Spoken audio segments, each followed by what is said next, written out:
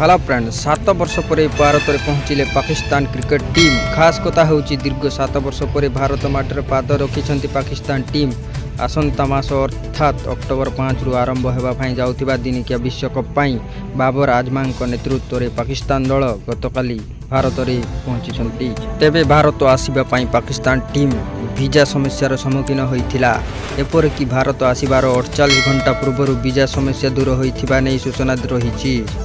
दुई देश मध्य लगी रही समस्या पाई दीर्घ 7 वर्ष हेब भारत में कौन क्रिकेट मैच खेली नथिला पाकिस्तान दल।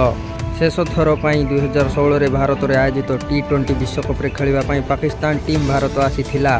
सेपटे वीजा समस्या को नहीं पाकिस्तान क्रिकेट बोर्ड ICC को कही जे वीजा विलंब हेतु दलर विश्वकप प्रस्तुति प्रभावित होइछि। एहा व्यतीत अफगानिस्तान दल को वीजा मिली।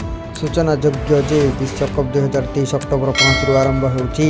एति सहित ଏହି टूर्नामेंटर अंतिम मैच 19 नवेम्बर रे अहमदाबाद नरेंद्र मोदी स्टेडियम रे खेलाଯିବ। सेहीपरि ICC को BCCI प्रतिश्रुति देइछि जे